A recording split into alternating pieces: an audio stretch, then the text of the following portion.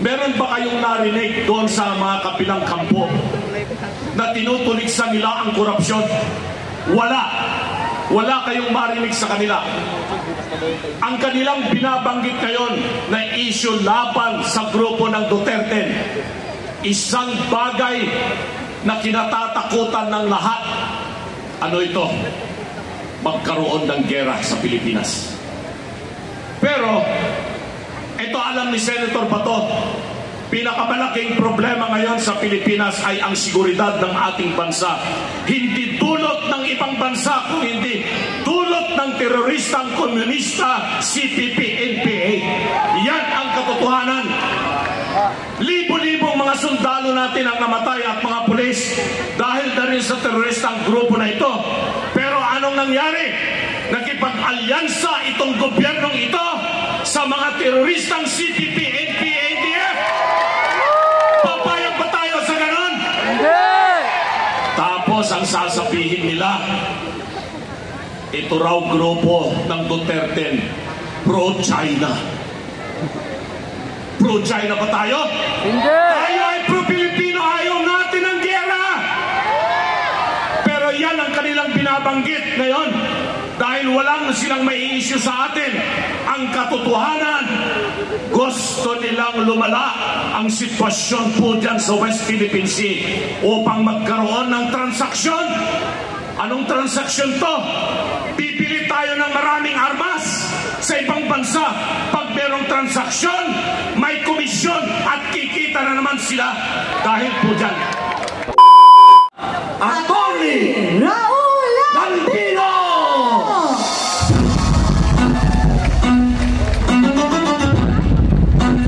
Naipagkarabi ay amin.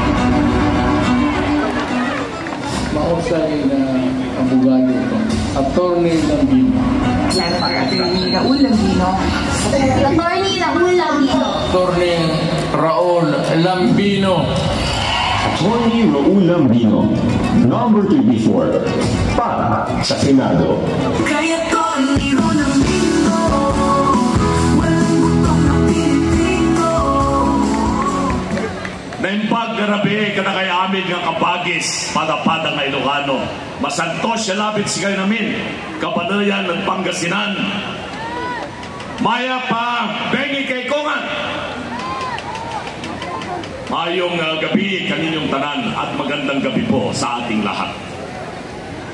Ako po ay isang abogadong probinsyano at aking kinakatawan ang mahigit 50 milyong Pilipinong magsasaka. Alam ko po yung gawain ng isang magsasaka. Ginagawa ko na po yan magmula nung bata ko hanggang ngayon. Hindi tulad po ng iba na nagsasabing meron silang puso para sa mga magsasaka pero hindi man lang nila nasubukan magbungkal ng lupa o kaya'y magpunta sa bukiri. Yan po yung aking buhay na ginagawa po ngayon. Kaya sa lahat po ng mga kapwa magsasaka sa buong Pilipinas, tayo po ang pinakamahirap na sektor sa buong Pilipinas. Ako po ang magiging boses po ninyo sa Senado. Mga kababayan, itong halalan na ito, 5 lang po ang dahilan kung bakit kailangang suportahan po natin ang Duterte. Nabanggit na po yung issue tungkol sa korupsyon. Nabanggit na rin po yung tungkol sa issue ng kalusugan. Nabanggit na rin po yung tungkol sa kinabukasan ng ating mga susunod na salinlahi. Meron ba kayong narinig doon sa mga kabilang kampo na tinutuligsan nila ang korupsyon? Wala. Wala kayong marinig sa kanila. Ang kanilang binabanggit ngayon na issue laban sa grupo ng Duterte, isang bagay na kinatatakutan ng lahat. Ano ito? Magkaroon ng giyera sa Pilipinas. Pero ito, alam ni Senator Bato, pinakamalaking problema ngayon sa Pilipinas ay ang seguridad ng ating bansa. Hindi dulot ng ibang bansa, kung hindi dulot ng teroristang komunista, CPP, NPA. Yan ang katotohanan. Libo-libong mga sundalo natin ang namatay at mga pulis dahil na rin sa teroristang grupo na ito. Pero nangyari? Nakipag-alyansa itong gobyernong ito sa mga teroristang CPP, NPA, ADF. Papayag ba tayo sa ganon? Tapos ang sasabihin nila, ito raw grupo ng Duterte, pro-China. Pro-China ba tayo? Tayo ay pro-Pilipino, ayaw natin ang gera. Pero yan ang kanilang binabanggit ngayon.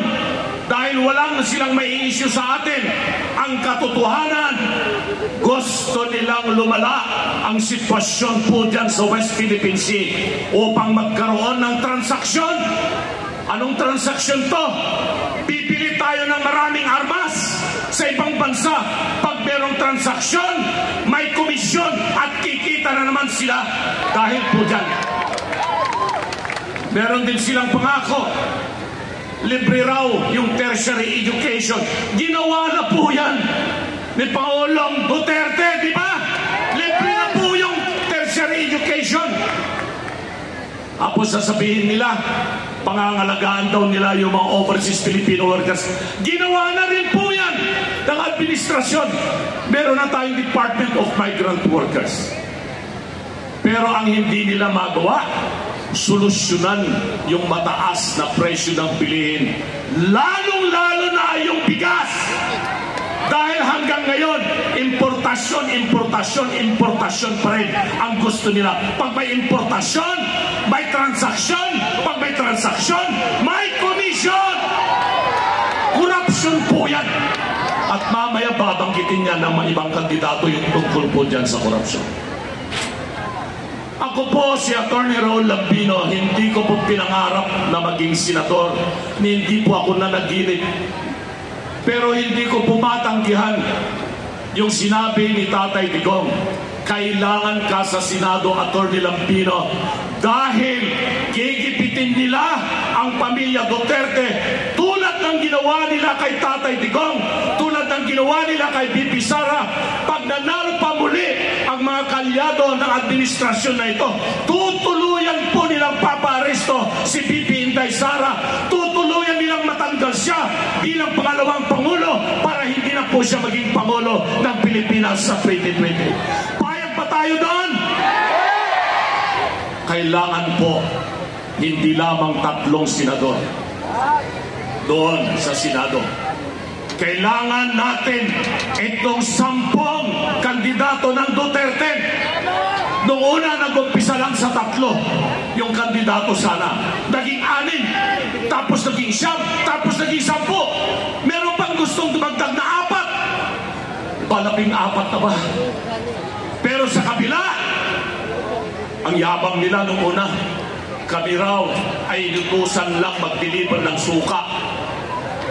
Pero anong nangyari? Naglagasan na yung kanilang mga kasama. Kulang na silang 12. 10 na lang yata sila o kaya 9 na lang yata. Ay mag-ialisan na po yan. Pero ang Duterte, buong buo dahil po sa inyong lahat. At huling pakiusap ko po sa inyo dahil alam ko lahat po kayo rito ay boboto sa Duterte. Hindi lamang po pagboto ang obligasyon po ninyo. Ikampanya po nyo kami sa lahat ng ating mga kababayan. Itong nalalabing 2 araw, importante pong manalo ang Duterte sa Senado. Maraming salamat. Mabuhay ang sambayan ng Pilipino.